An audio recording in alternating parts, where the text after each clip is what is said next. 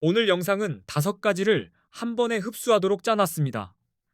차트가 처음이신 분도 끝까지 보시면 뭘 해야 하는지가 머릿속에 선명하게 남게 해드리겠습니다. 오늘은 어려운 영어 대신 한글 발음으로 풀어드리겠습니다. 레버리지, 롱, 숏 같은 단어도 뜻부터 잡고 가면 더 이상 낯설지 않습니다. 첫 번째는 초보도 거래를 시작할 수 있게 코인 거래를 그대로 따라하는 방법입니다. 앱을 켜고 주문을 넣는 과정이 막히지 않게 손이 기억할 만큼 쉽게 풀어드리겠습니다. 처음 매매는 거창할 필요가 없습니다. 화면에서 매수와 매도가 어디 있는지, 주문이 체결되면 무엇이 바뀌는지만 알아도 반은 끝입니다. 두 번째는 네이버 코인 커뮤니티에서 크게 화제가 됐던 사례입니다. 300만 원으로 출발해 1억 8천만 원까지 만들었다고 알려진 중학생 단타 방식, 핵심 루틴을 이해형으로 바꿔 설명드립니다. 그 사례를 듣고 나도 한 방만 떠올리면 위험합니다. 중요한 건 금액이 아니라 짧게 들어가고 짧게 정리하는 반복 구조가 어떻게 만들어졌는지입니다. 세 번째는 수수료를 최대한 깎는 꿀팁입니다. 수익을 쌓기도 전에 비용이 세면 마음이 먼저 무너집니다. 같은 매매라도 수수료를 줄이면 결과가 달라집니다. 네 번째는 AI를 도구로 써서 하루 50만 원씩 매일 수익을 노리는 단타 방법입니다. 감으로 때리지 않고 기준을 세워 AI로 검증하는 흐름을 잡아드리겠습니다. AI는 예언자가 아니라 계산기 같은 존재입니다.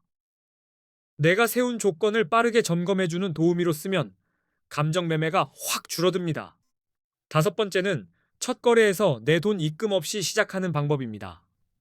가입 이벤트로 100달러를 받고 그 자금으로 코인 거래를 공부하고 실습하는 순서를 정리해드리겠습니다. 이 5가지는 따로 노는 내용이 아닙니다. 거래소 선택, 수수료 절감, 진입 신호, 그리고 연습 자금까지 한 줄로 이어져 초보의 실수를 크게 줄여줍니다. 고정 댓글에는 수수료 최대 할인으로 가는 방법과 100달러 받는 가입 링크를 모아두었습니다. 영상 보시다가 막히면 댓글부터 열어두시면 됩니다. 고정 댓글을 미리 열어두면 영상이 더 잘 따라옵니다. 중간에 가입이나 할인 정보를 찾느라 흐름이 끊기지 않게 길을 한 번에 연결해 둔 겁니다. 이벤트로 받은 100달러로 곧장 10억을 만드는 건 현실적으로 어렵습니다. 그래도 내 돈을 넣지 않고도 거래를 공부할 수 있고 레버리지를 잘 활용해 성공하면 몇백만 원도 그림이 나옵니다. 처음에는 금액보다 경험이 중요합니다. 작은 자금으로 주문과 정리 과정을 익히면 그 습관이 나중에 큰 돈을 지키는 방패가 됩니다.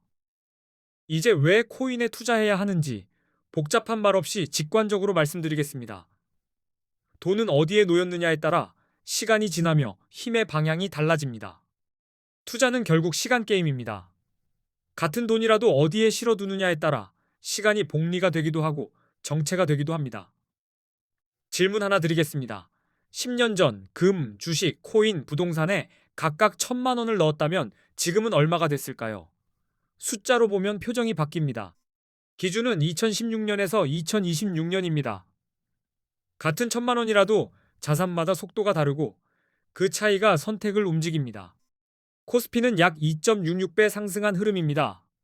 2016년에 지수 추종형 주식에 1,000만 원을 넣었다면 대략 2,660만 원 정도가 됩니다.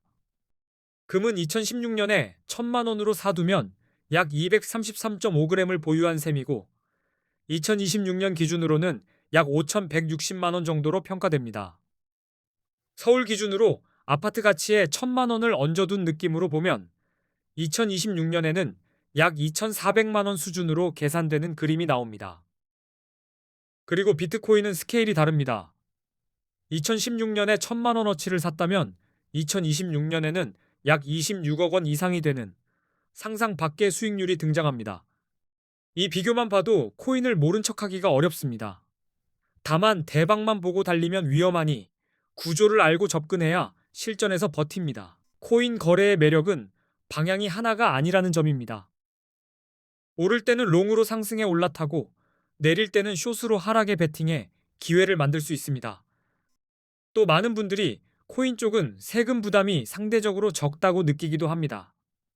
이런 조건들이 모이면서 투자 수단으로 강하게 주목받는 겁니다.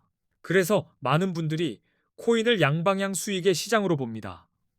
상승만 기다리던 시야에서 벗어나면 타이밍을 보는 눈이 한 단계 넓어집니다. 여기에 레버리지가 더해지면 판이 커집니다. 국내 거래소는 레버리지 제한이 크지만 해외 거래소는 레버리지 기능을 폭넓게 제공합니다. 예를 들어 50만 원으로 10배 레버리지를 쓰면 5천만 원 규모를 운용하는 셈입니다. 작은 자본이 단기간에 체감 성과를 내기 쉬운 이유가 여기에 있습니다. 레버리지는 작은 발로 큰 페달을 밟는 느낌입니다. 같은 움직임이라도 결과가 확대되니 진입과 정리 기준이 더 또렷해야 매매가 흔들리지 않습니다. 30억 이상을 굴리는 분들은 레버리지가 없어도 됩니다. 하지만 작은 규모로 시작하는 분들은 레버리지 없이 큰 수익을 기대하기가 어렵다고 느낄 수밖에 없습니다. 그래서 코인 거래의 첫걸음이자 가장 중요한 건 차트가 아니라 거래소 고르기입니다. 도구를 잘못 잡으면 매매가 아니라 비용과 불편함과 싸우게 됩니다. 실제로 많은 한국 투자자들이 국내 거래소를 떠나 해외 거래소로 이동하는 흐름이 있습니다.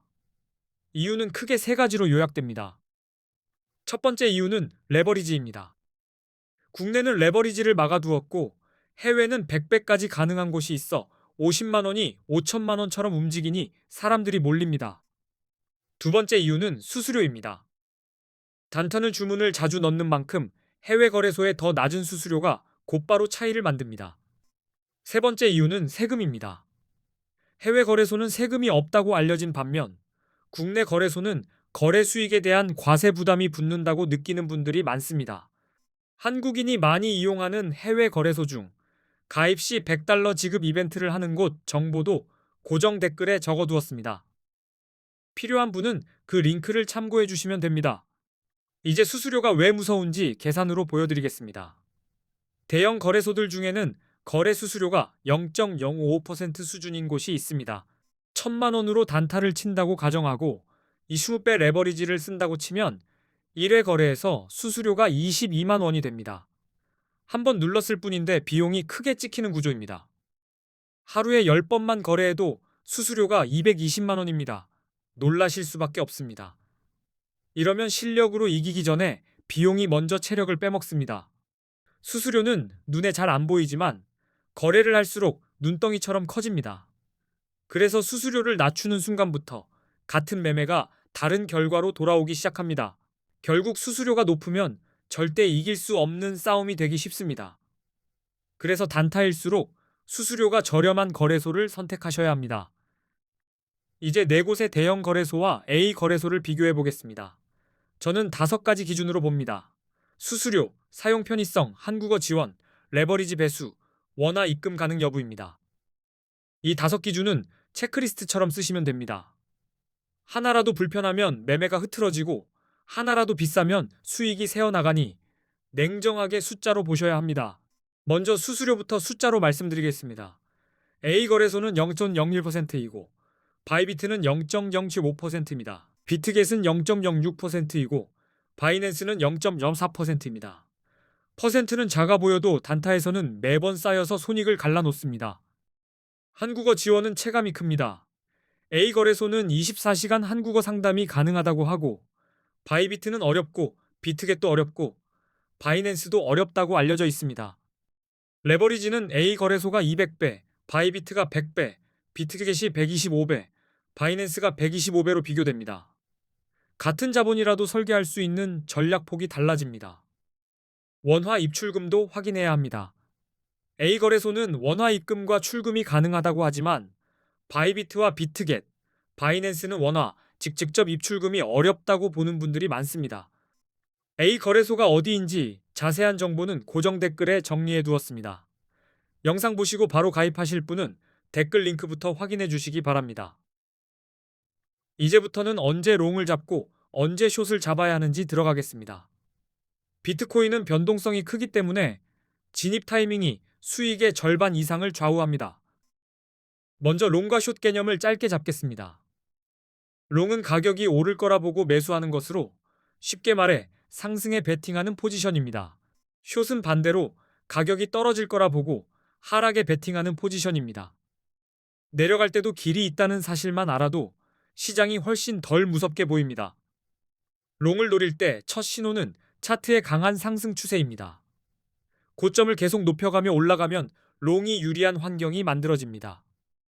기술적 분석에서는 50일 이동평균선이 150일 이동평균선을 위로 돌파할 때 골든 크로스라고 부르며 강한 상승 신호로 해석하는 경우가 많습니다.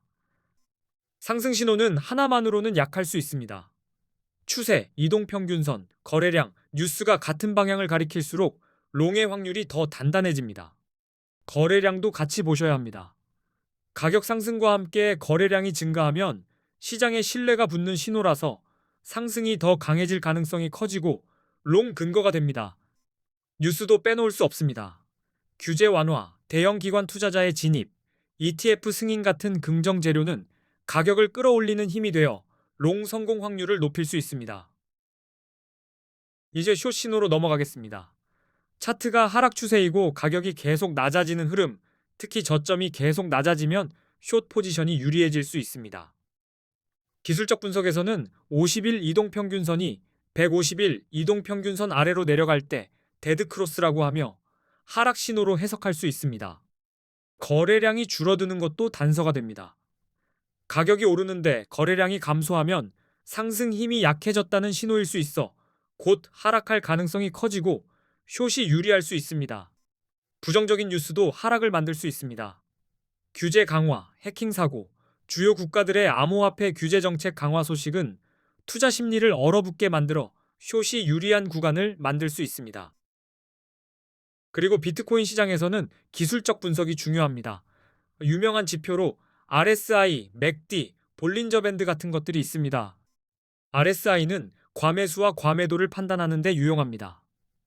70 이상이면 과매수로 해석되어 숏을 고려할 수 있고 30 이하면 과매도로 해석되어 롱이 유리할 수 있습니다.